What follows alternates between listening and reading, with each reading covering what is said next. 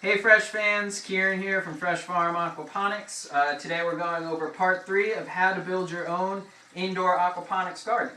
So in the first part we went over the fish tank and its components, and then we sense covered the plant bed and its components. Now it's tying those two together, and that comes through with the plumbing. That's the focus of part 3.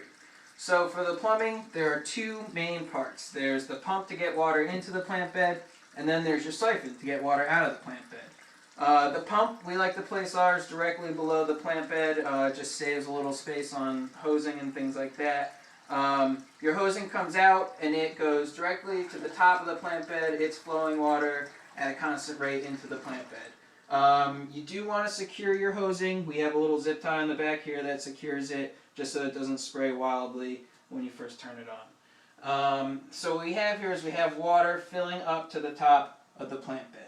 This is going to happen over the course of the video, and then at the end we'll show you it flushing out. So how does it flush out? What we've got going on is there's 3 pipes in this bed. The first inside pipe is the smallest one. It's known as the standpipe. So it sits in the bed like this, and it drops out the bottom through a hole that we drill.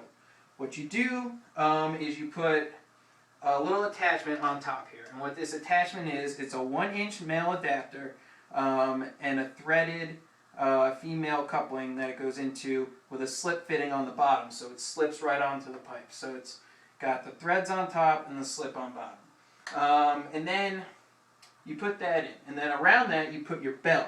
Now this piece has some cutouts here on the bottom which just break the siphon, and then it's got saran wrap with a rubber band around it on top, double layer, and that goes right around like that. And what that does is it allows some airflow. It's sort of like your diaphragm breathing.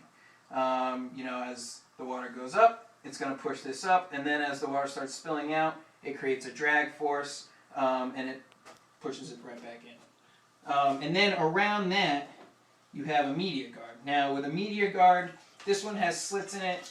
You can have holes in it. You place it around that, it prevents your media from going in. So right now we got our siphon flushing. As you can see, it took a little while, about 5 seconds to get started. It takes about 30 seconds in total to drain.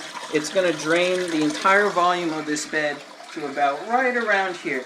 As you can see in our cutouts, they're only about a 1/2 inch high.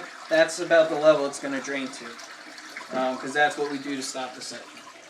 It drains out. This gets oxygen to the roots of the plants while they're in there. And it also gets oxygen in there for the bacteria that we need to drive these systems. So that was the flush. That's how the plumbing works. And that's part 3 of how to create your own indoor aquaponics garden. Have a good one.